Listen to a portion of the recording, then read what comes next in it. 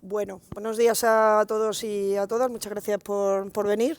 Estamos en el último desayuno de la Academia de Televisión antes de Navidad, relativo a los Iris, y particularmente después de varias mesas que han tenido lugar estos días, tenemos la mesa casi diría principal en ese sentido, porque es la categoría de mejor ficción. Hemos tenido una mesa magnífica sobre dirección, que también moderé yo, una mesa también magnífica sobre guión, y ahora pues damos un paso más y llegamos a esa categoría de mejor ficción en un año donde se han producido muchísimas series, se han estrenado muchísimas series en muchísimas plataformas distintas.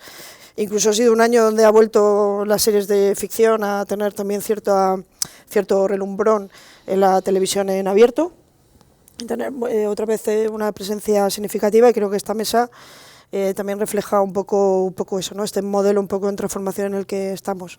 Muchas gracias a SGAE por darnos la oportunidad de hacer la mesa desde un año más también, desde su sede, desde el Palacio de Longoria, y también al Ministerio de Cultura, que también patrocina estos encuentros. Desafortunadamente hemos tenido 2 bajas de última hora. Gemma Neira por un tema de salud. Nos habéis estado todo el mundo con gripe y estamos todos así un poquito tal.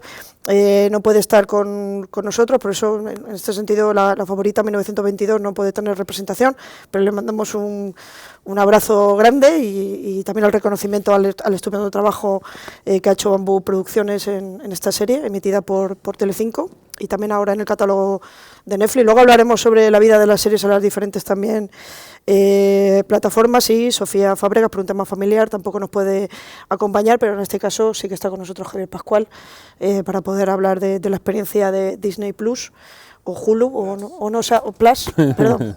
No pasa nada. Me encanta porque además tenemos un representante de Movistar Plus, que también, bueno, también tiene su chispa, lo de los nombres en la plataforma, que como sabéis, cuando termine, digamos, esta mesa redonda, algunas de las plataformas que están aquí representadas ya tendrán un nombre distinto, ¿vale? Esta es la segunda vez que hago el mismo chiste, veo que ha funcionado también muy bien en esta ocasión, con lo cual creo que voy a perseverar. Si os parece, empezamos con Sonia Martínez. La penúltima vez que la moderé dije que era una leyenda.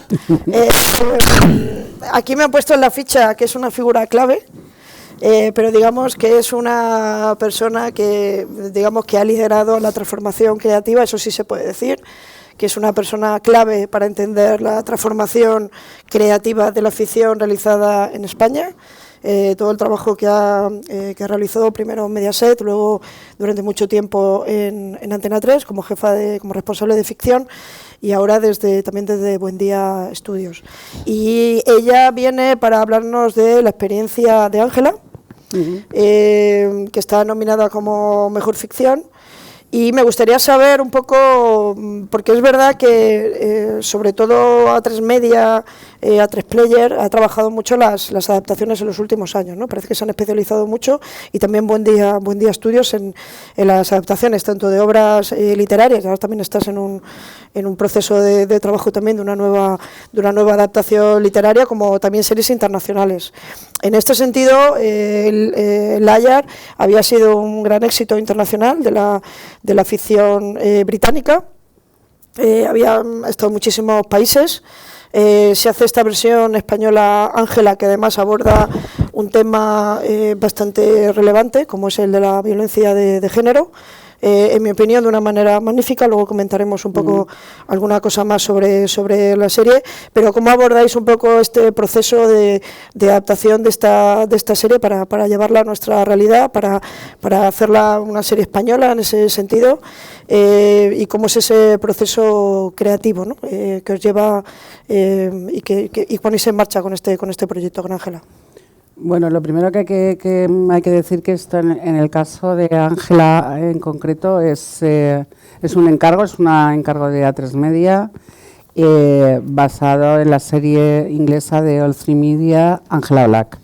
Entonces, bueno, eran los mismos creadores de Laia, y bueno, con una premisa muy similar, ¿no? La misma actriz, era un poco muy continuista con el éxito que habían tenido con Liar. Y entonces nosotros, habiendo hecho también Mentiras, que lo hicimos, con Javi Rey y Ángela Cremonte de protagonistas, queríamos en este caso separarnos de una manera natural de lo que era el concepto de Angela Black, que era con una protagonista omnipresente y que digamos que era más, el foco estaba más puesto en la actriz, el personaje tal, que en lo que estaba contando, ¿no? Entonces nosotros creíamos que había que dotarle de otro entorno, de otra vida, de una vida más de aquí, digamos, más social,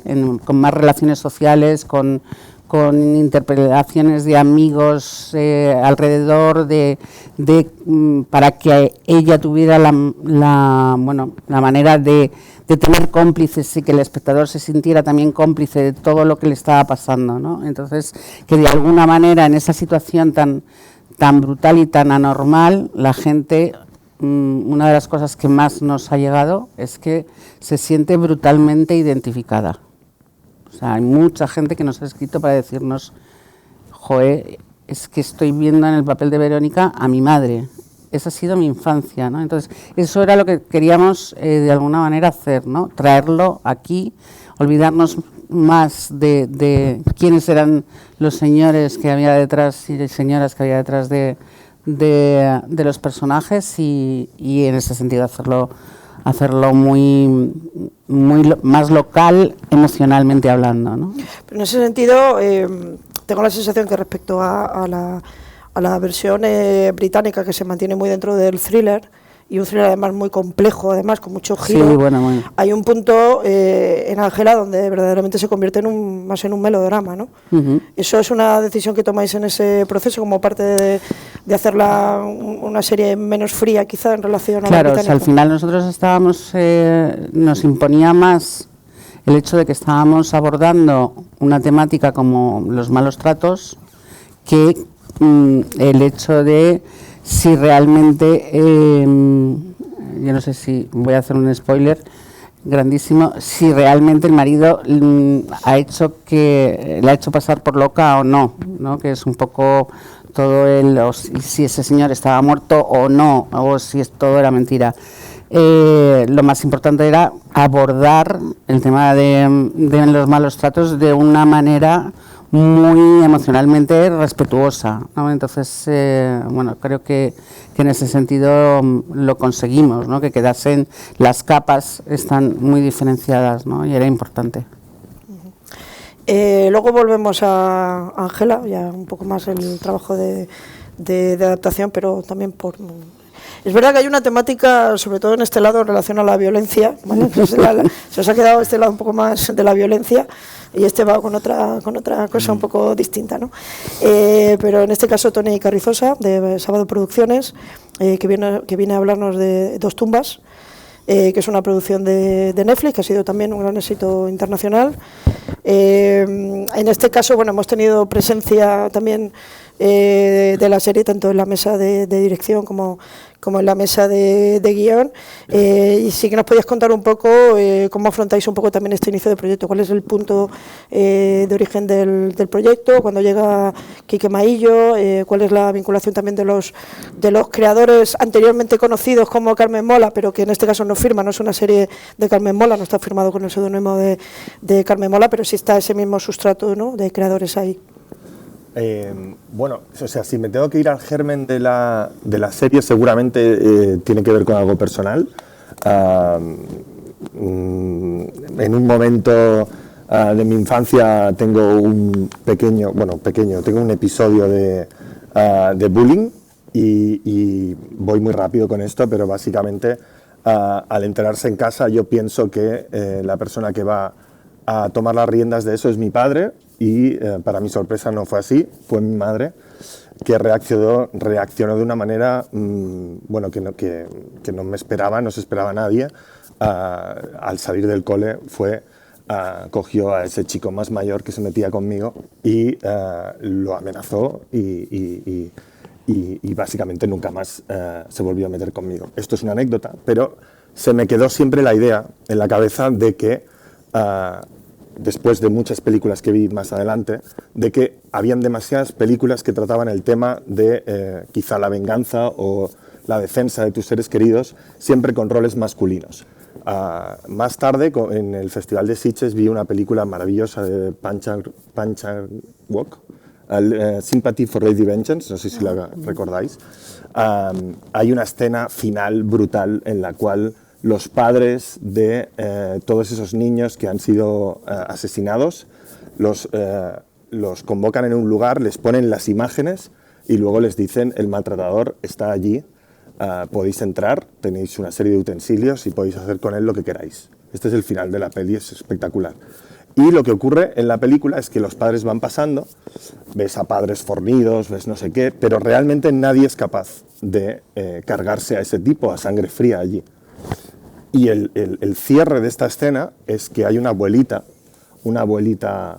entrañable, que se levanta lentamente, le cuesta caminar, va hacia allí, se acerca, coge el arma, un hacha me parece que es, llega y ¡plaf! Y se lo carga. Y yo estaba en Sitges y de repente el cine se levantó, la gente empezó a aplaudir, a gritar. Bueno, esto lo tiene el Festival de Sitges, sí, ¿no? Voy así. Y estaba allí y pensaba: wow, o sea, aquí hay una peli. O sea, aquí hay una peli que no se ha contado. Que es una peli de venganza, pero no por Clint Eastwood o no sé, o mil que se han hecho, sino por el personaje de una abuela. Entonces, bueno, de ahí sale la idea, básicamente. Todo es una cosa que ha ido como en mi vida, en diferentes momentos, lo he ido reconociendo y siempre pensé: algún día lo haré. Y gracias a que, bueno, me junté con Verónica y a raíz de ahí entraron Agustín y los Carmen Mola, les conté la idea, me dijeron: pues tan chulo, mola. y claro, y ellos ya hicieron su magia y lo convirtieron en un guión, pues con giros, con personajes, con entretenido, muy entretenido, y que funciona, yo creo, a mí me gustaba. Ya está, este es el origen. Muy bien. Es verdad que también hay otra característica de algunos de los proyectos que tenemos nominados, que es que no tienen un número muy alto de capítulos. Es decir, estamos yendo también hacia una ficción que cada vez es más corta, y en este sentido, en vuestro caso son 3 capítulos, en el caso de Querer son 4, y con esta línea de trabajo, y luego hay otras que son 6. Es decir, que realmente vamos a, como parte de esta transformación, ¿no?, se está produciendo también esa... De hecho, en la mesa de dirección una de las características era que era la primera vez que yo tenía constancia que solo había una persona que había dirigido todos los capítulos de todas las series nominadas en esa categoría. Que eso nos llama, a mí personalmente me llama mucho la atención. Y en este caso, Fran Araujo, que es uno de los responsables de ficción de Movistar, ¿nos podías contar un poco también, desde el punto de vista vuestro, como operador, cómo surge el proyecto de Querer, que está Lauda Ruiz de Azúa, con la que también habéis hecho la película Los Domingos, que está obteniendo muchísimos reconocimientos, y Querer también ha sido quizá la serie más premiada de este último año? ¿Qué es para vosotros, como estrategia de contenidos, este proyecto, que es quizá un poco distinto, ¿no?, otras cosas que estáis abordando? No, yo no diría distinto, pero o sea, el germen de Querer es básicamente, estamos trabajando con los Azúa y Juan Moreno, y nosotros sí que intentamos como ir lo más pegados a la realidad posible y a los temas que consideramos que van a ser relevantes en el discurso, y para intentar, pues, o sea, sí que hay una intención en toda nuestra producción y no en todas las series, pero sí en la filosofía de contar la realidad española y de estar pegados a los temas que consideramos que tienen una cierta relevancia. Y cuando se estableció todo el debate sobre la ley del consentimiento, pues hablábamos con ellos sobre qué interesante sería contar una serie sobre eso, y dedicamos como muchos meses a buscar cuál sería la historia concreta que nos serviría para contar esto, y que no fuese explícita, que no fuese obvia, que no fuese un thriller, ¿no?, que tuviese capas de profundidad. Y ahí llegamos a la premisa que es la que cuenta la serie, que es, bueno, pues una mujer después de 30 años casada que denuncia a su marido, ¿no? Y con esa idea fuimos a Lauda, y a Lauda le interesó muchísimo la premisa y se puso a escribir. y desarrollamos toda la serie. Desde el principio siempre partimos de un lugar de libertad con el número de capítulos. Nosotros tendemos siempre a comprimir porque pensamos que tiene muchas bondades, y quizás desde el principio nos miramos mucho en la BBC en ese sentido, que hacía como miniseries, hacía contenidos como más, ¿no?, de un número más limitado de capítulos, y siempre sentimos que era de hecho desde el principio siempre empezamos en 6 y ahora hemos bajado a veces a 4, depende de la historia. Cada historia digamos que la tratamos por separado, y ahora enseguida dijo, vale, creo que en 4 la cuento bien y no tengo que estirar nada, y enseguida apareció la idea esta de que el tercer capítulo fuese el juicio, y desarrollamos ahí esa premisa. Pero de alguna manera yo no siento que sea diferente, o sea, es una serie muy buena, y la premisa de trabajo siempre es la misma, que es intentar contar algo que tenga cierta relevancia, con un punto de vista muy fuerte, y dotarla de los medios que necesita. Eso es un poco, que también es otra de las bondades de tener un número limitado de capítulos, es que puedas todos los esfuerzos de producción ponerlos en cada uno de ellos y sacarle el mayor partido que tienes al presupuesto, que es, nosotros tenemos el mismo desde siempre, entonces lo vamos aprovechando de la manera más eficiente posible. Claro, pero es interesante esto de que es un proyecto que desarrolláis como internamente la idea, la premisa. Bueno, con los productores. Claro, con los productores. ¿Eso tú crees que marca alguna diferencia con a lo mejor otro tipo de proyectos que os llegan? Es decir, o lo habéis percibido como una cosa orgánica, también teniendo en cuenta la otra relación que también tenéis con Olauda como directora de cine. La relación empezó a partir de querer, y claro, nosotros en principio lo que intentamos es, desde un punto de vista artesanal, tratar cada proyecto de una manera... O sea, no hay muchos proyectos que sean repetitivos, hay proyectos que vienen de creadores y no tienen productor, otros que vienen de productor y no tienen creador. Digamos que al final, cada vez que sentimos que hay algo interesante, lo arropamos y lo sacamos adelante con lo que necesita el proyecto. En este caso Juan y Coldo tenían la idea muy clara, y enseguida sentimos que si a Olauda le interesaba era perfecta para... Y luego todo el desarrollo, todas las autorías de ella y todo el desarrollo creativo es de ella. O sea, es una parte de una premisa, se puede hacer una gran cosa o una cosa horrible, ¿no? Las ideas tienen una vida limitada. Pero o sea, lo hemos hecho otras veces eso. Cada proyecto la verdad que es diferente, no hay algo excepcional para mí en ese arranque. Luego volvemos a querer, que no me... En este caso tenemos a Alejandro Flórez, que en este sentido, la verdad que he tenido en algún momento miedo de decir que venía por otra serie, porque estuvimos el otro día en otra mesa, pero en este caso... Sí, me queda así. En este caso viene representando a Su Majestad, que es de Prime Video. Correcto. Que en este caso pues es la comedia. Sí. Nominada. Es verdad que es interesante, ¿no?, este revival también de las comedias que han encontrado, digamos, una forma distinta también en el mundo de las plataformas. Y en este caso pues es la comedia nominada, ¿no?, en esta ocasión. Es un proyecto de Diego San José y Borja Coveaga, que se basa también en una premisa. Hay un rey que tiene problemas, que se tiene que ir de España, quizá os suena. Por lo que sea. Por lo que sea.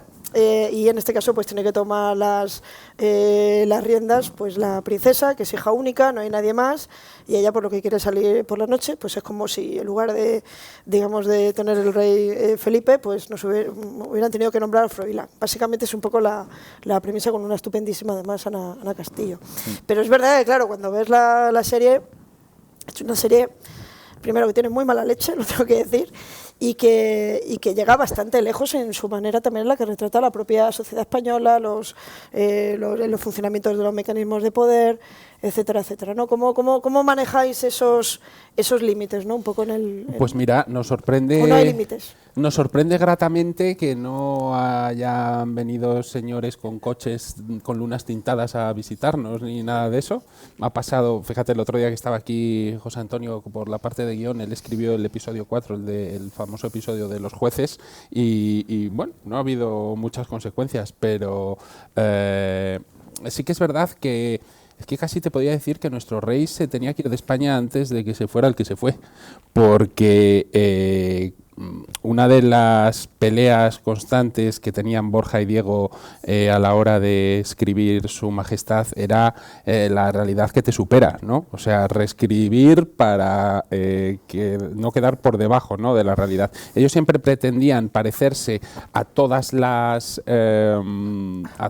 monarquías europeas y a ninguna en concreto, pero es imposible. No, y si haces algo ya vendrá una monarquía que lo haga exactamente igual, con lo cual, bueno, en esa parte no hubo ningún problema, sobre todo además Prime Video entendió claramente que era una parodia sobre una supuesta monarquía en España. De hecho, el palacio en el que viven es el Palacio de la Granja, pero con una adaptación a Madrid. Entonces, bueno, es todo un poco una fantasía. Es una serie que está pensada para Ana Castillo desde el minuto 1. Ya cuando estábamos con la segunda temporada de Botajuan, con Venga Juan, había un episodio en el que Juan Carrasco se iba a Turquía a ponerse pelo, y allí conocía a Ana Castillo, que era una alumna de la universidad, ¿no? Claro, eso era como 2019, ya hablábamos con Ana de, oye, hay una serie que tenemos para ti, ella estaba encantada. Y uno de los retos que tuvimos cuando arrancó la producción de la serie es que queríamos que siguiera siendo Ana, la princesa Pilar, y por suerte Ana Castillo es igual en 2019 que en 2013 que en 2025, entonces seguía encajando perfectamente en el papel de la princesa Pilar. En nuestros sueños nos hubiera gustado hacer un pase con la familia real, pero estaba complicado el asunto. Hubiera estado gracioso, sí. Sí, sin ninguna duda. Bueno, vosotros sí lo habéis podido hacer con Anatomía de un instante, ¿no? Pero es verdad que... No con la familia real. No con la familia real, pero concretamente ahí tampoco creo que hubiera sido... No le pillamos en un buen día tampoco. No, la verdad que... Como diría Juan Carrasco, el timings, ¿no? El timings. No tiene muy buenos timings últimamente Sí, tampoco. sí, mejor. No hay día bueno para hacer eso. No hay un día bueno. Sí, parece el calendario de Adviento. En este caso, Javier Pascual, que viene representando a Yo Adicto y a Disney Plus. Muy bien, gracias. La verdad que nos conocemos de hace mucho tiempo, de la etapa del Ministerio del Tiempo, con lo cual Javier es un ejecutivo, también guionista con muchísimo recorrido. Y en este caso sí que te quería preguntar también porque es verdad que Disney Plus ha sido una plataforma que ha sido de las últimas que ha llegado la última al mercado español. Es verdad que ha hecho una estrategia de producción de ficción muy ambiciosa. En muy poco tiempo ha puesto en marcha muchos proyectos y además con bastante buena recepción, en premios, etcétera, etcétera. Lo cual es decir que hay un trabajo bastante sólido ahí, y concretamente además con Yo Adicto, que es una adaptación del libro autobiográfico de Javi Giner, esto que los anglosajones llaman memoir, estas memorias. Además ha tenido un gran impacto internacional y concretamente, como quizás sabéis, pues Oriol Pla ganó recientemente el Emmy Internacional como mejor actor, cosa que en el sentido literal del término no había pasado nunca. Es decir, que es bastante extraordinario haber logrado eso para la ficción española. Si nos puedes contar un poco cómo llegáis al proyecto, porque es verdad que Yo Adicto originalmente fue una serie en la cabeza de Javi, luego se puso a escribirla como que con una formulación distinta, pero luego lo formuló como libro en este sentido autobiográfico, y cómo surge en este caso el desarrollo y también el rol de Alea Media y Thor Gabilondo también en el desarrollo del proyecto. Pues en este caso la verdad es que la serie ha ido en paralelo con la creación de Disney Plus, del equipo de producción local.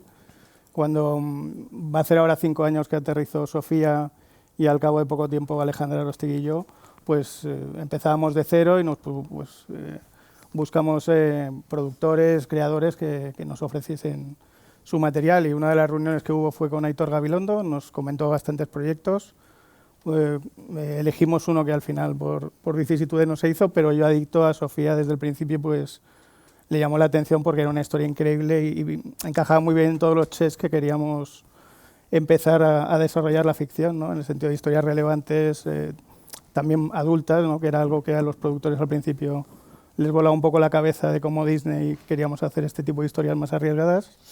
Y cuando leímos el libro, pues es que fue un sí directo a hacer el desarrollo.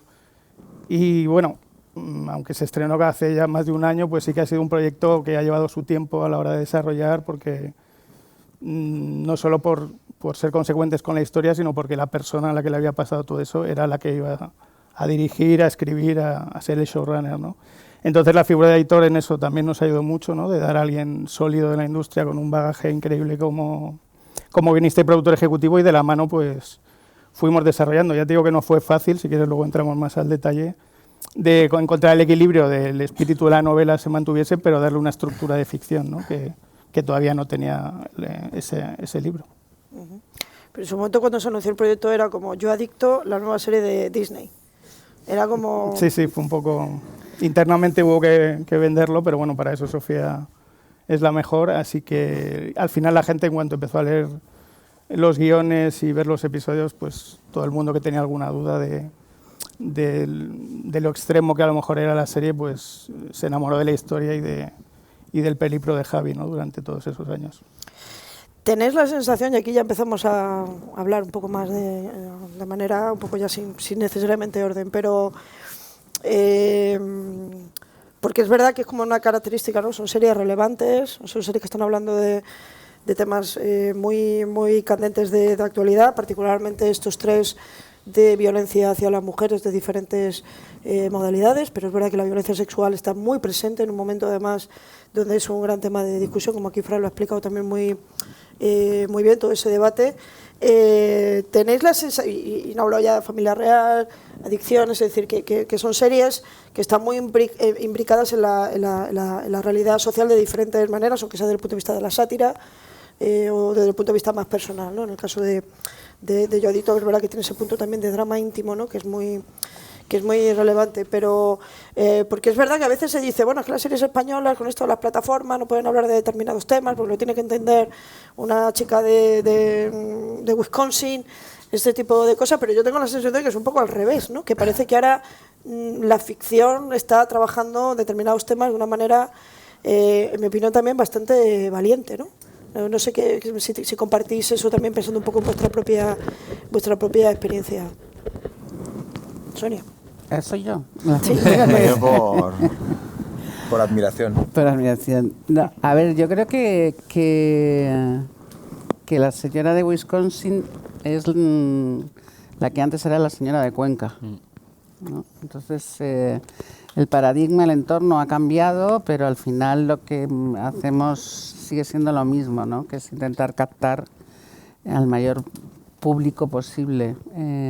No solamente queremos tener éxito y reconocimiento, queremos tener abonados, queremos tener audiencia, queremos tener de todo, ¿no? Y entonces el público cada vez es más, sabe más, por eso, porque ahora hay más agentes y ya no solamente están las televisiones en abierto, están las plataformas, están todo tipo de canales innumerables y ya saben lo que quieren, ¿no? Y una de las cosas que yo creo que quiere es que les contemos qué está pasando. También quiere entretenerse, reírse y soñar, pero una de las cosas que quiere también es que les contemos qué está pasando. Y en ese sentido yo creo que en general en las plataformas creo que hay gestos, pero a veces se necesita un poquito más de apostar por ser un poquito más valientes en ese sentido, ¿sabes? De abordar temas o cómo abordarlos, ¿no? Entonces, va por temporadas. Yo la sensación que tengo es como que hay temporadas, hay meses, trimestres del año que dices, no vayas a ningún sitio porque no están nada receptivos, entonces dices, bueno, pues me quedo en casa y hay meses que dicen, oye, que sí, que salgas, que están on fire. Y dices, bueno, pues por algo será que no termino yo de saber, pero que yo creo que sí se necesita un poquito más de continuidad en la apuesta por por ese tipo de temáticas, ¿no? O sea que, bueno, hay honrosas excepciones, como en todo, pero sí creo que todavía nos falta un poquito de decir, venga, me voy a atrever a hacer esto que nadie se atreve, ¿no? Todavía está por abordar este tema y bueno, lo hacemos pues muchas veces a través de, pues eso, hablamos de la monarquía a través de un espejo que es Su Majestad, ¿no? Y todo el mundo en sentido figurado entiende de lo que estamos hablando, pero todavía no hemos hecho la gran serie de qué es lo que ha pasado, ¿no? De verdad. Entonces, bueno, yo creo que todavía nos falta un pelín de no sentirnos tan arriba, ¿no? Y ser un poquito más valientes. En general, también los creadores, productores, tal, a la hora de plantear cosas, porque nos damos la negativa muchas veces antes de que pasen, ¿no? Entonces, yo es lo que pienso. Fran, bueno, uno de vosotros os he ido viendo en diferentes eventos. En el caso, digamos, de Querer, tuve la oportunidad de asistir también al pase que hubo en el Series Manía, que finalmente ganó la categoría en la que estaba. Y recuerdo además el discurso de la ministra francesa de Cultura, que citó expresamente a Querer en su discurso de cierre del festival como una de las series que de alguna manera estaba poniendo encima de la mesa los temas que nos deberían preocupar a todos como europeos, ¿no? Esto me parece muy, muy llamativo junto con El hijo del siglo, ¿no? ¿Teníais la sensación de que la serie podía conectar tanto en ese sentido? Porque apunto una cosa que a lo mejor nos parece muy relevante, pero para mí sí lo es. Hay una editorial legal en España, se llama Tiralo Blanc, que tiene una colección sobre cine y audiovisual que es muy conocida, y hace poco han editado un libro sobre Querer, desde el punto de vista legal, de análisis legal, y es la primera vez que en esa colección se hace un libro sobre una serie española, o sea, que nunca había ocurrido, ¿no? Y lleva muchos años. Entonces, ¿teníais la sensación de que podéis conectar tanto con ese debate, también desde el punto de vista legal, de todo sobre si te creen o no te creen, o quién te cree, o cuál es la carga de la prueba? Perdona, Concha, es que el capítulo 3 de Querer es brillante. Es brillante, sí. Sí, para mí es... Y o sea, ahí sí que había claramente una intención de tocar el tema de una manera, o sea, que fuese en ese sentido, que tratarlo con mucha complejidad y que generase debate, y que yo creo que está en el ADN de Alauda, y también está los domingos, yo creo que está en su manera de contar.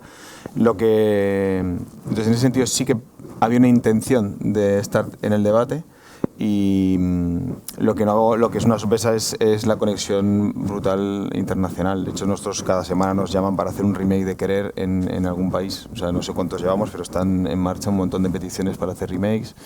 Y en ese sentido, bueno, en arte funcionó la serie de una manera muy espectacular, estaban muy contentos. Y ese año de Series Manía pasó además que veníamos del año anterior haber estado allí con La Mesías, y sí que había lo digo también para poner en valor lo que hacemos aquí, sí que había en Francia, que nosotros miramos a Francia como ese lugar de la libertad artística, y el año anterior La Mesías en los medios más relevantes había sido catalogada como la serie más importante estrenada en Francia en ese año, y cuando llegamos con Querer en el mercado estaba todo el mundo preguntando por La Mesías, y de repente apareció Querer, y sí que trasladaban, es que ahora en España estáis haciendo cosas que aquí ya no se hacen, ¿no? Que igual antes nos miramos en Noruega o en otros sitios de Europa, y de repente están diciendo como que en España también ese año había estado Celeste, había todavía otras ficciones españolas. Sí.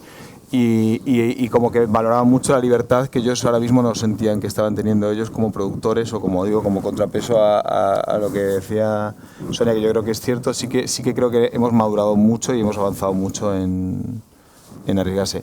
Creo que legalmente es bastante más complejo, pues muchas veces yo mirando ficciones americanas, o sea, a nivel legal es bastante más fácil tocar temas reales. Nosotros que nos hemos metido en muchos charcos y estamos ahora en 4 o 5 gordos, ostras, es un dolor de cabeza terrible porque a nivel legal en España es muy diferente cómo ¿no? a qué problemas te puedes enfrentar llamando a quién, según de qué manera. O sea, es bastante, o sea, claro, tú te puedes arriesgar, pero de repente tienes un montón de abogados enfrente y dicen, ostras, que te vas a comer un buen marrón, ¿no? Y en España legalmente no tenemos una ley muy favorable a eso. como saben los compañeros que hicieron Fariña, que han tenido ahí un procedimiento por una postura sexual. Ojo, ¿eh? Sí, bueno, es verdad que tú también también estaba 3 media. Sí, Que se ha bullying. resuelto por fin. Han ganado en última instancia. Es que era ridículo. Era ridículo, sí. Han ganado en última instancia. Creo que afortunadamente para la creatividad, porque me Pues parece sí, que... porque si no... ¿Cómo veis un poco Este tema. en vuestro caso, además, que también os metéis, no sé, con esto de esas tramas, ¿no? de agresores sexuales, de lo difícil que es poder denunciar, porque al final un poco el detonante es un poco eso, ¿no? Sí, bueno, yo creo que, honestamente, creo que Dos tumbas no genera tanto debate, no era tampoco la intención. Es un thriller que busca entretener, principalmente. Quizá lo que hemos podido o hemos intentado aportar un poco es más el punto de vista. Es decir, poner una protagonista mayor de 70 años, protagonista de una serie de gran formato, en un thriller de acción. Esto es un poco lo que creo que lo que hemos podido aportar como novedad. De hecho, Kitty lo decía,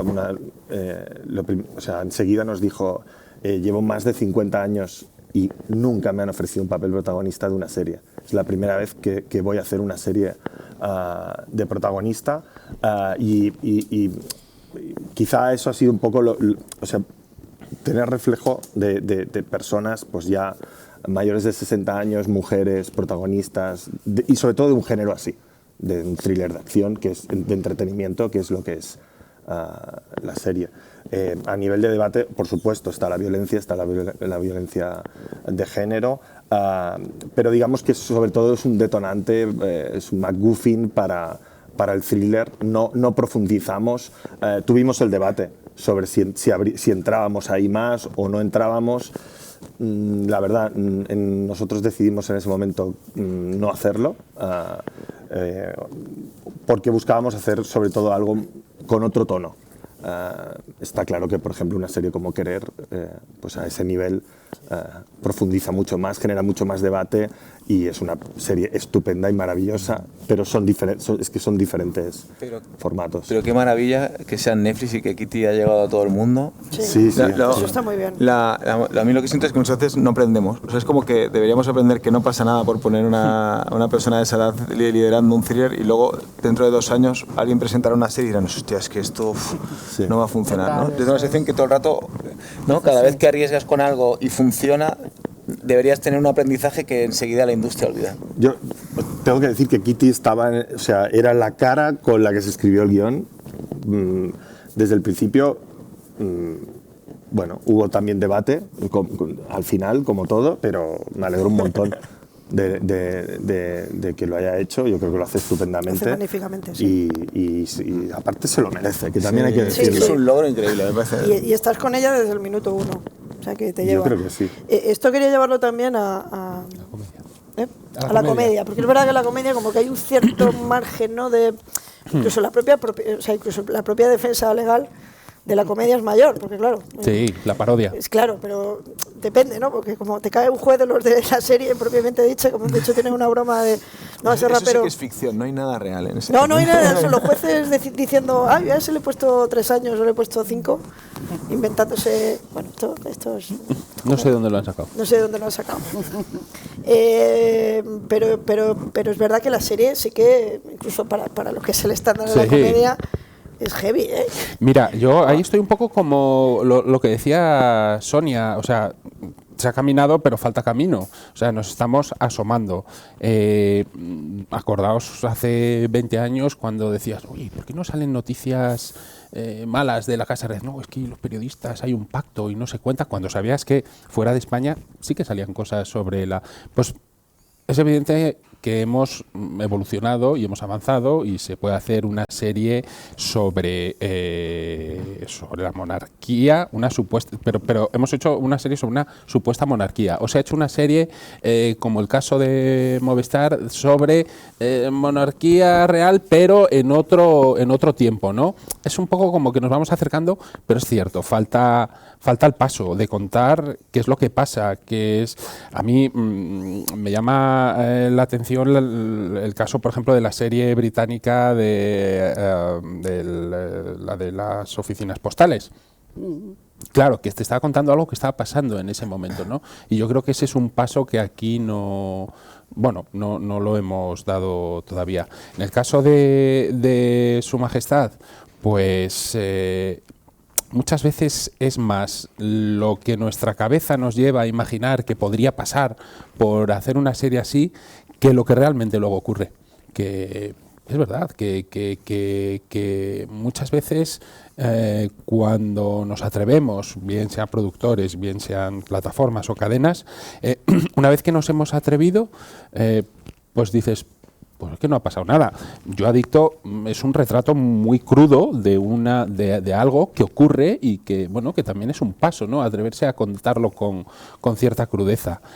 Pues con Su Majestad pasa eso. Nos hemos imaginado 1000 escenarios, nos hemos visto unos cuantos en la cárcel y luego no pasa nada. Con lo cual hay que seguir atreviéndose y, como decía Fran, y no olvidarse de que nos hemos atrevido, ha funcionado y se puede repetir y evolucionar en ese atreverse. Eso está bien. Es verdad que siempre te tiene que denunciar a alguien. Entonces, es verdad que, claro, que quizá la serie...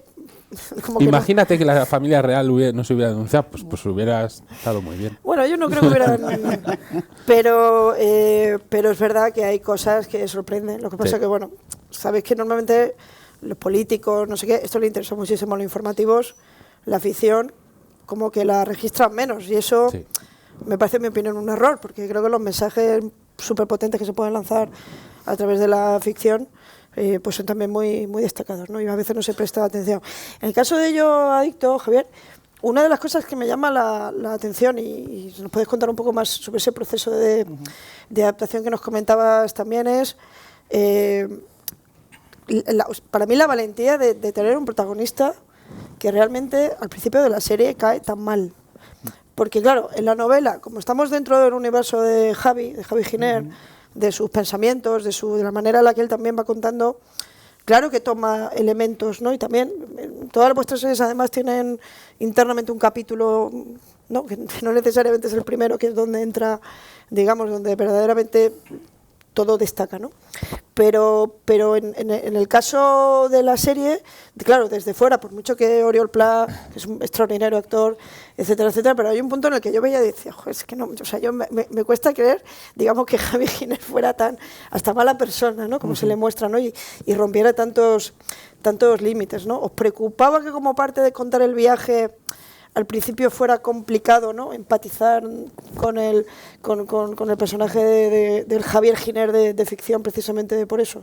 O sea, lo que hablamos antes, hubo una reunión que yo creo que fue clave en el proceso, cuando recibimos bueno, más allá de que estructuramos ya la serie y todos estábamos de acuerdo con que cada episodio tuviese un tema y lo que iba a suceder cuando llegó el piloto, el guión, pues no nos acaba de funcionar porque a pesar de que le habíamos dicho tanto a Javi como a Aitor que se sintiesen libres, que arriesgasen, tenían como una coraza de que es Disney, no podemos hacer todo muy extremo, y entonces le faltaba como verdad comparado con el libro, ¿no? O sea, eran ellos los propios, como decía antes Sonia, que a veces te autocensuras tú, y a pesar de que habíamos tenido muchas reuniones hablando del desarrollo de la serie, pues no se atrevían a dar un paso más, ¿no? Y una de las cosas que le pasaba al piloto era que no era ese Javi que todos queríamos, aunque fuese más arriesgado, pues mala persona, borde o completamente pues un tirano con la gente, ¿no?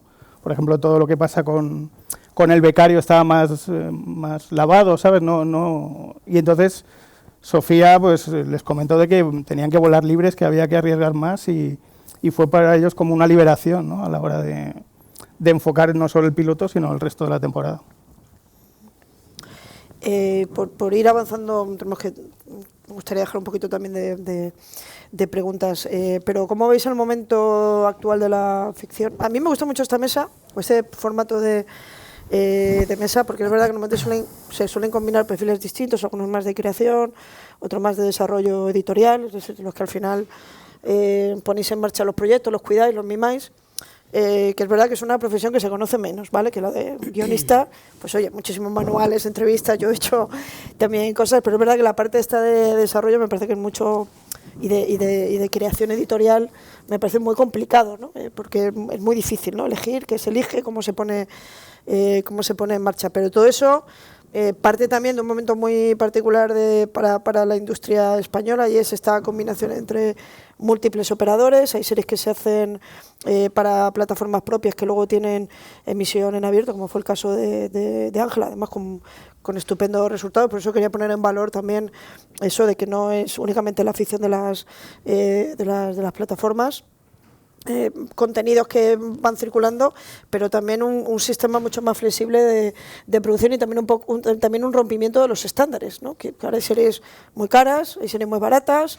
Luego están las series, la mitad de las series ya se hacen en el País Vasco con los incentivos fiscales. Hay ahora parece que España es Canarias y el País Vasco. ¿Cómo veis en estas situaciones cambiantes, tan cambiante y tan flexible, el reto de poner en marcha una serie de ficción a partir un poco de la serie que está nominada, pero no necesariamente? Quiero polémica, Yo no voy a hablar del tema de incentivos fiscales, porque me cojo un avión en cuanto salga de aquí para ir a Bilbao, o sea que con eso os digo todo. Es que imaginaros cómo ven las personas de fuera las series españolas, donde de pronto hay dos tipos de series, una en la que llueve siempre y otra en la que siempre está soleado. O sea, España de pronto se ha convertido en un sitio particular, ¿no? Bueno, hace años España era Madrid en las series, solo se hacían series en Madrid y ahora... No, eso es buenísimo, ¿eh? Que claro, no, por eso hemos mejorado. Que no lo digo como crítica, todo lo contrario. Sí, pero realmente, bueno, es que no quiero hablar. Es que están grabando, Sonia, están por eso me puede perjudicar muchísimo. No merece la pena, ¿no? No merece la pena, ¿verdad? Menos mal, Frank, que le das un poco de sensatez a mi ímpetu, porque... ¿Qué me preguntabas, Conchi? ¿Qué es para ti, como persona que has hecho ficción en muchos modelos distintos, sí, este modelo tan flexible, pero donde todo parece que cambia tan rápido como el que estamos ahora? A mí me parece bastante locura, o sea, siendo el ejemplo de un poco de bastante locura en el sentido positivo, o sea, olvidaros de las bromas de antes. Porque en el caso, por ejemplo, de Ángela se preestrena en A3 Player, que es la plataforma, como sabéis, de A3 Media. Luego se estrena en abierto, tiempo después. Tiempo después, sí, tardó. No fue inmediatamente. Tiempo después tuvo muy buenos resultados, y después, fruto del acuerdo que tiene A3 Media con Netflix, se estrena en Netflix, y en Netflix se convierte en un éxito mundial. Absolutamente. Entonces, cosa que nosotros no porque no confiásemos, sino porque uno ya está a otra cosa, ¿sabes? Después de tanto tiempo, de repente empiezas a recibir emails de Latinoamérica. En principio era solamente en países de habla hispana, y porque bueno, ¿sabes? Las cosas bueno, vamos a salvaguardar de alguna manera nuestros propios productos, que yo entiendo que esa es un poco la estrategia, pero cuando vieron que era un éxito en Latinoamérica y en Italia, creo que también la habían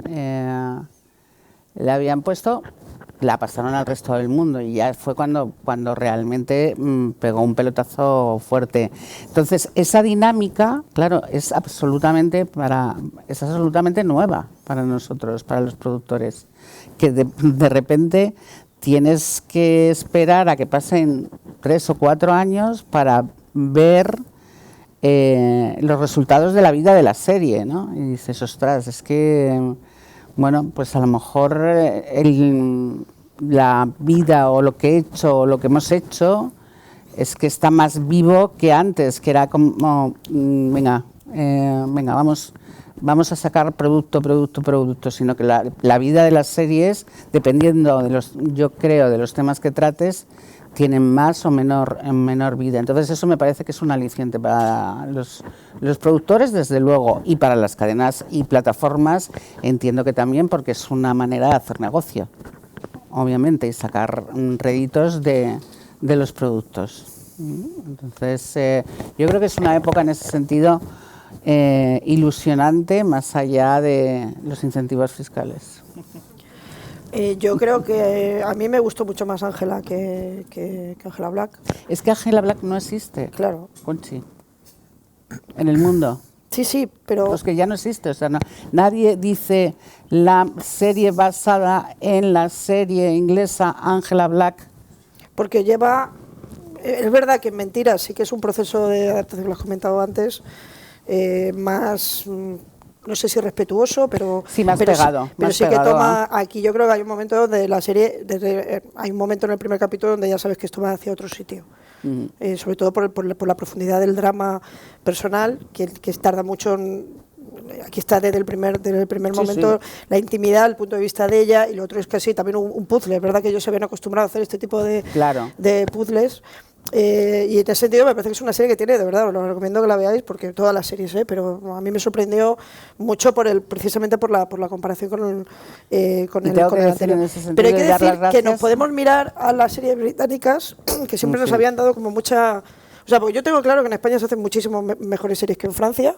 Esto es para estudiarlo, pero es así. O sea, esto no, los franceses no han encontrado ese espacio creativo en este modelo nuevo de ficción. España sí, por eso. Pero es verdad que Reino Unido sí que sigue teniendo una producción de ficción muy, muy elevada, ¿no? Y claro, de pronto que se puedan hacer series, que se puedan mirar de tú a tú, ¿no? Con este modelo me parece que es muy, muy positivo, ¿no?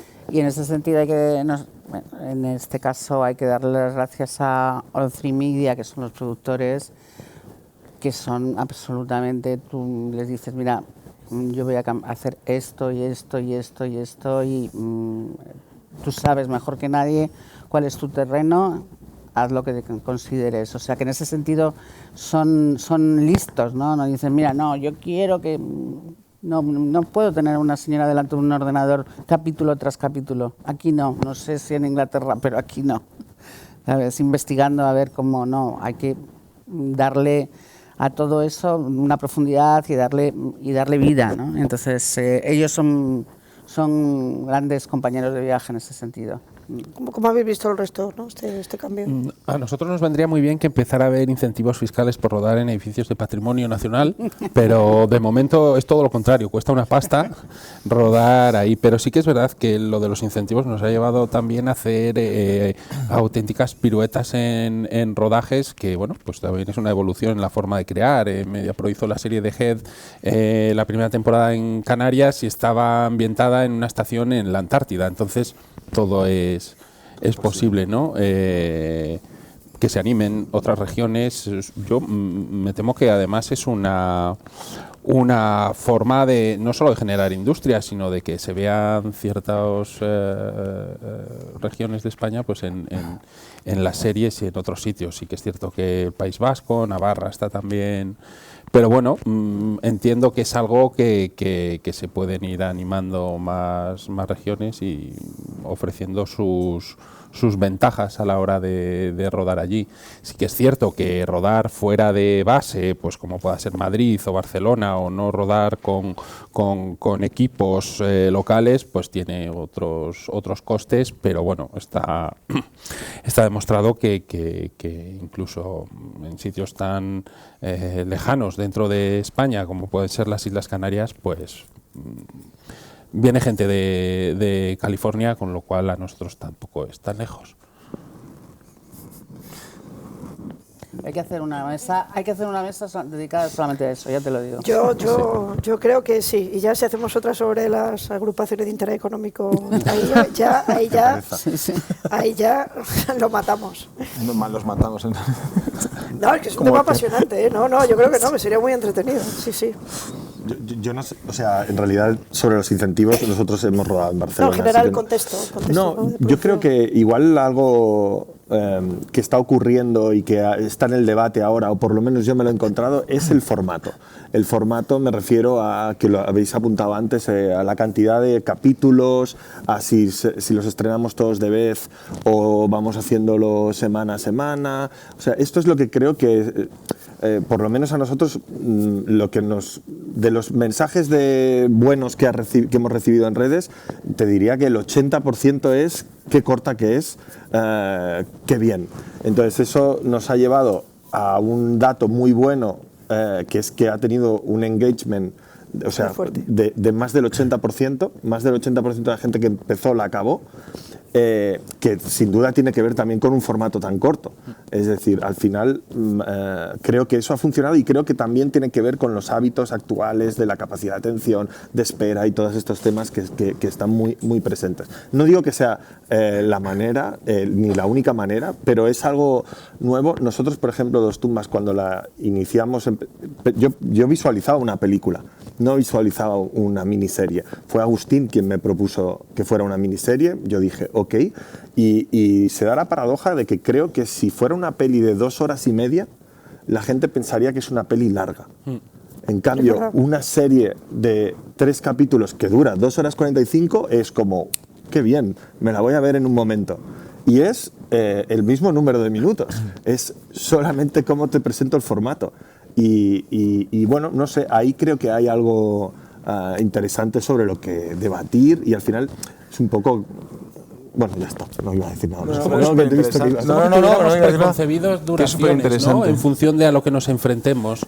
Pero vosotros en Movistar fuisteis, perdón, sí. que es verdad que ahí en Movistar fuisteis bastante atrevidos cuando empezasteis con la estrategia de producción, que cambiasteis las duraciones, totalmente. Que incluso cambiasteis que no hubiera una duración estándar, que eso me pareció en ese momento como muy valioso, ¿no? Sí, yo creo que es que todo, o sea, al final es si pones en el centro la historia o no, pero también con los incentivos fiscales. O sea, nosotros querer ser rodado en Euskadi porque es que Aulauda es la maestra de la disección de la familia vasca y es el lugar que ella conoce, es el lugar que ella retrata. Entonces, claro, si tú pones en el centro la historia, nosotros hemos rodado en Galicia, en Barcelona, cada historia tiene sus necesidades y sus espacios. En cuanto empiezas, es igual que en ese momento donde se hacían, hoy se siguen haciendo, por desgracia, coproducciones internacionales donde es un chino, un español, ¿no? Pues el Europudding. Si tú lo que pones es el modelo económico encima de la historia, ahora es un churro. Si tú defiendes la historia desde el principio y a los creadores desde el principio, pues a veces tienes la suerte de que de una manera natural puedes entrar, y nosotros pues a veces hemos rodado partes de series en Canarias porque tienen un cierto sentido y no, bueno, nos pasó con Yakarta, que había un viaje a Canarias y dices, hostia, pues mira, unos días más los podemos aprovechar, entonces ahí sí que lo haces, pero no perviertes la historia. Casi siempre hay un viaje a Canarias. En este caso venía de base. Sí, en este caso sí, pero sí que... Muchos viajes de pero sí, o sea, hay momentos donde tiene un sentido económico y no vas a renunciar a eso.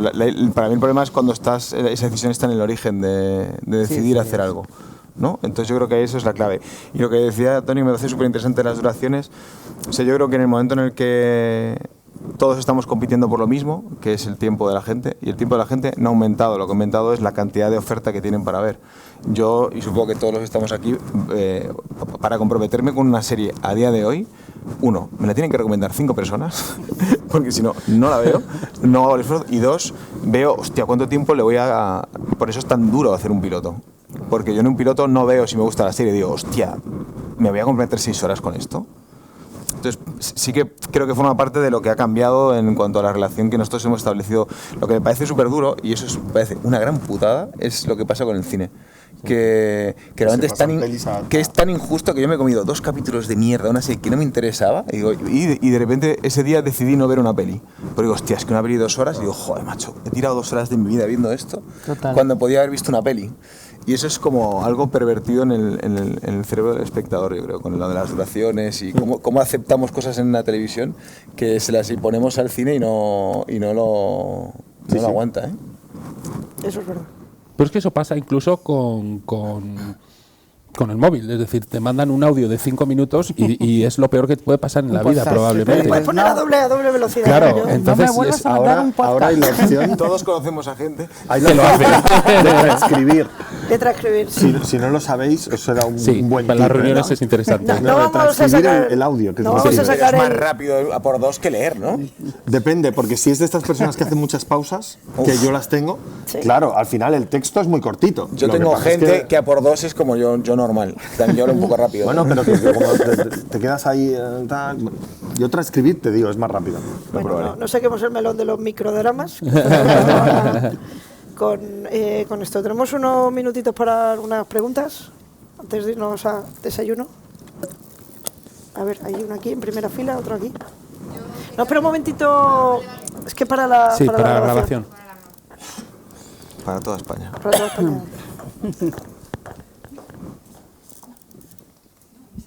No, para ella, para ella.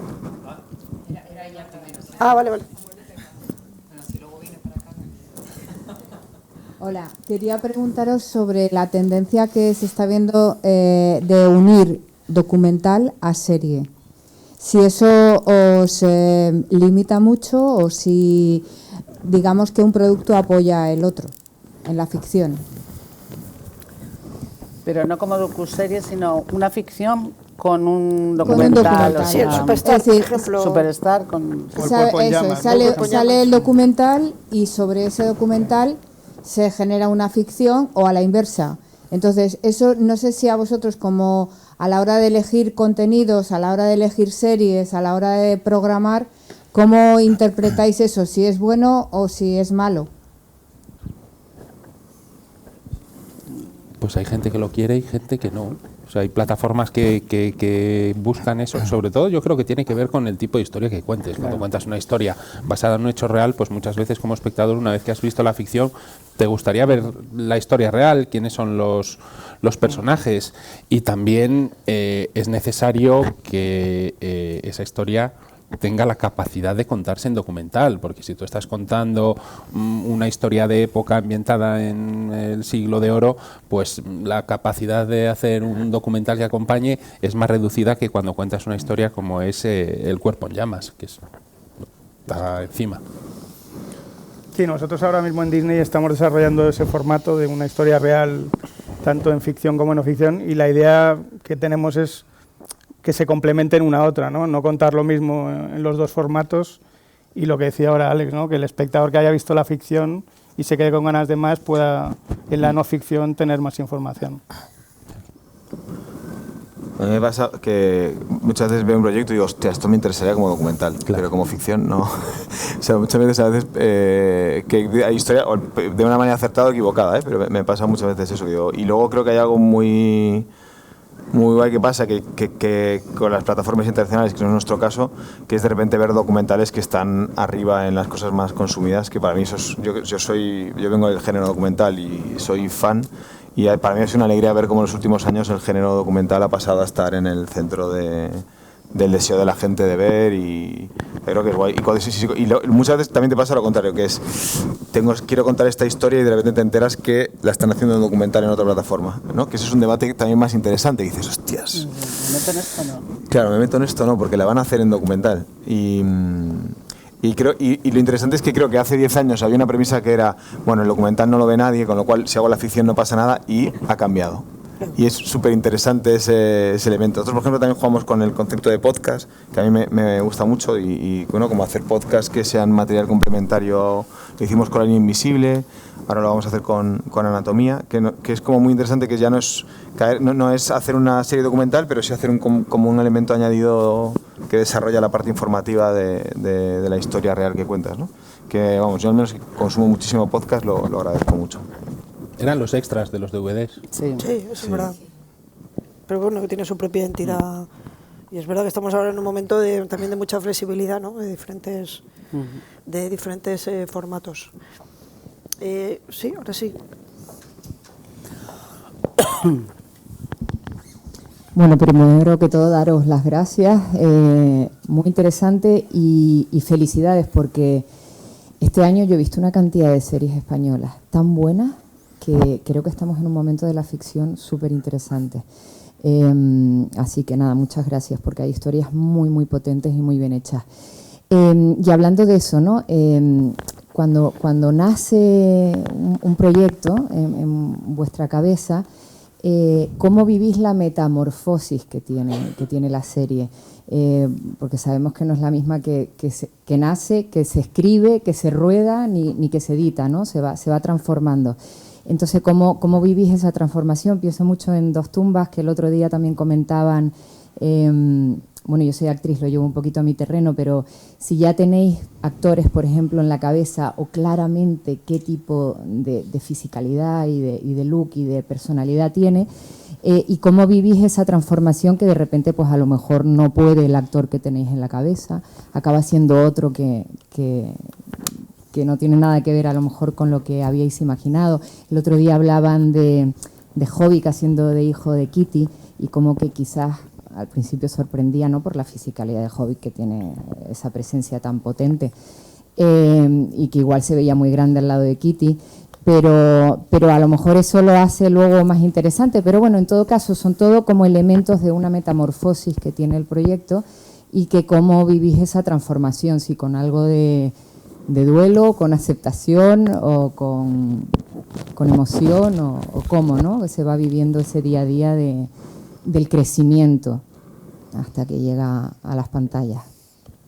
Bueno, en el caso que comentas, o sea, yo creo que siempre he tenido muy claro también desde la escuela y de todo que esto es un trabajo en equipo. Entonces, al final hay mucha gente que aporta, incluidos los actores. En el caso, por ejemplo, de que Hobbit acabe interpretando al hijo de Kitty, es algo que nos propuso él personalmente. De hecho, nosotros, seguramente haciendo un casting probablemente más obvio y menos especial, lo visualizábamos más como el antagonista, con ese personaje mafioso y demás. Y él leyó el guión y dijo dos cosas, una que tiene un sentido común tremendo, luego visto la serie, que es: ¿cómo voy a ir yo en un coche al lado de Kitty y no le pego un manotazo y la bajo del coche? No sé si habéis visto la serie, estoy haciendo un poco spoiler, pero es el final, ¿vale? Esto le chocó bastante, él no se veía verosímil haciendo eso. Y luego hay un tema de que él se había encasillado en demasiados papeles parecidos al otro personaje, y a él su reto precisamente era interpretar el otro personaje, ¿no?, dolido y demás. Y curiosamente nos pasó lo mismo a la inversa con Álvaro Morte. El personaje de Álvaro era un personaje que era extranjero, se llamaba Henrik. Bueno, era como del este, y él creó este personaje. Primero se sorprendió de que le ofreciéramos hacer ese personaje, porque no había hecho, y él fue aportando capas al personaje, y así varios elementos de la serie, con lo cual es inevitable que la serie evolucione, cambie, crezca.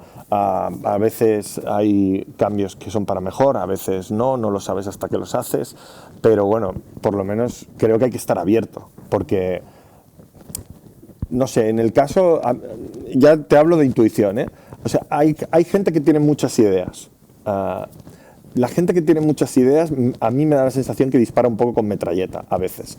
Pero cuando un actor, por ejemplo, viene y te dice: he pensado esto, normalmente creo que es porque lo ha pensado y porque realmente cree que él va a dar más de sí si incorporas ese cambio en el personaje. Yo estoy muy abierto a aceptarlos. Y en este caso, Quique, que es el director, también. Y por eso hubo estos cambios. Muchas gracias. Y felicidades por poner también a protagonistas maduras, que lo hablabais antes, y sobre todo mujeres, que hace unos años es alucinante, pero no... o sea, que Kitty no haya protagonizado una serie nunca, me explota la cabeza. O sea, que muchas gracias, porque en todos estos proyectos hay actrices maduras, y se agradece y gusta verlas. ¿Alguna otra experiencia así especial de si finalmente eso no es, o cómo habéis visto crecer la serie, o si fuera un niño o una niña? Pues es que el proceso de creación de la serie lleva consigo que nada de lo que estaba en un principio termine siendo lo que les... o no nada, ¿no? Es una exageración, pero acabe cuando el espectador lo ve. O sea, no digo que acabe siendo distinto, sino que todo el proceso, hasta que no se emite, eso puede cambiar completamente. Entonces yo creo que eso estamos todos como lo tenemos muy en el ADN, ¿no? O sea, nadie se aferra, bueno, algunos directores sí. Algunos directores hacen su macroplano y entonces de repente llegas a montaje y dices... Te has enamorado de ese plano y hay que renunciar a ese plano, y lo sabes. Pero bueno, esos son gajes del oficio, ¿no? Que van... Es una profesión en ese sentido. A mí, cuando me preguntan cuál es tu parte del proceso que más te gusta, yo digo, me gustan todas. Disfruto en la creación, disfruto en la disfruto en rodaje. O sea, la gente cuando dices yo disfruto en rodaje me miran así como... Es que es un problema. Y Yo no el disfruto montaje con ya ni te es cuento, entonces no insoportable. sé, me parece que es algo inherente a nuestro éramos como trabajo y guionistas. es lo que lo hace muy, muy interesante. Y luego ya el viaje que se mete cuando lo ve el espectador, ¿sabes? Terminar una serie, como en este caso, la serie que he venido a representar, que es un trabajo de equipo maravilloso, que 2 años y pico después de acabarla, tenga un éxito que te escriban de fuera de España diciendo gracias, ¿no? Es, bueno, un trabajo muy bonito. Bueno, como persona que puso en marcha La Casa de Papel, creo que puede ser muy, muy especial eso. Ya para una última, sí. Muchas gracias. Sonia, me encanta la gente motivada, creo que es capaz de mover montañas. Yo tengo 2 preguntas. Una es, ¿cuál es vuestra recomendación como profesionales y sobre cuál es la mejor manera de vender un proyecto, una premisa? ¿Cuál es el camino para que un creador de una historia pueda llegar a producir esa historia, ¿no? Y a quién dirigirse? Y la segunda pregunta, que es para Alejandro, básicamente es como a nivel legal, ¿cómo se puede hablar de la monarquía sin entrar en la cárcel, ¿no? Como por ejemplo algún rapero que ha pasado. Pues eso, como ocurre siempre con cualquier serie, pasa por manos de un equipo legal que te hace una valoración de riesgos. Pero yo creo que al final es un poco lo que decíamos antes, ¿no? Que todo en la realidad es bastante más liviano de lo que solemos imaginárnoslo. Y pues se hace haciéndolo, y una vez hecha la primera vez, pues en enero empezamos a rodar la segunda temporada y a ver hasta dónde tira la cosa. Pero no había una disposición especial o al final es una monarquía ficticia, que evidentemente hay cosas que coinciden con la realidad. Sí, pero el mero hecho de que ya sea una monarquía ficticia implica que habéis tomado una decisión. Sí, claro, esto es en una España ficticia, ¿no? Pero sí, evidentemente es la primera protección que tienes, ¿no? Que es una monarquía ficticia. Otra cosa es que quisieras hacer una comedia sobre la monarquía española. La monarquía española real, con nombres y apellidos. Bueno, Reino Unido sí que se han dado pasos en ese sentido. Exactamente. Aquí no se ha dado así todavía. No tengo muy claro que eso vaya a llegar en algún momento, el que haya una comedia donde haya un rey que se llama Felipe, una reina que se llama Leticia y que tiene 2 hijas, ¿no? No lo sé si llegará, pero sí, como tú dices, la primera protección que tienes es que es una pura ficción. Pero es curioso esto de las cosas que están en la cabeza que luego no... Yo si recordáis en el primer, cuando se estrenó La Revuelta, en el primer programa de La Revuelta había una broma como muy además sobre el tema de la familia real, y ahí sí que era con nombre y apellidos, y sí que os digo que eso no pasó por ningún departamento legal, ninguno, y no pasó absolutamente nada a continuación.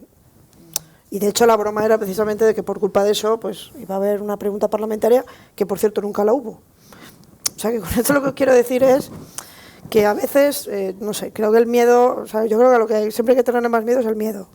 Porque me parece que a veces hay determinadas cosas que como que están en la cabeza, y creo que les puede, no sé, creo que les puede molestar más otras cosas, ¿no? Que no necesariamente que se haga una serie de comedia, ¿no? No sé. Yo tengo la sensación de que ahora hay temas un poquito más tabú, que no necesariamente el tema de la familia real, como sin ir más lejos el tema de la Iglesia Católica.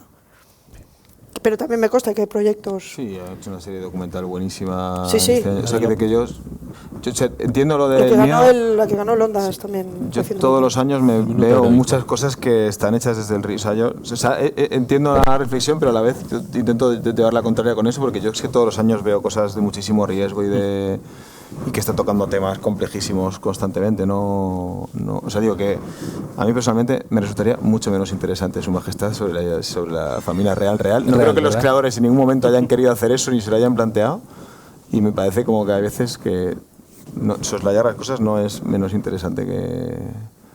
Y luego creo que cuando tomas un tema que tiene ese riesgo, también hay un elemento que está en la contrapartida, que es que tu grado de exigencia respecto al material es mucho mayor, ¿eh? O sea, y cuando te quieres arriesgar sobre algo, o yo me he enfrentado a, por ejemplo, se habla mucho de hacer series políticas. Yo a día de hoy no he leído un guión de una serie política que digo, hostia, esto es increíble, mataría por hacerlo. Y igual he leído 50. Eso es así. Eso digo que luego si tú te quieres poner a tocar un tema que consideras polémico, le exiges más. No es reacciones desde el miedo a, uy, esto si lo hago me va a pasar algo. No, esto si lo hago ya puede ser bueno.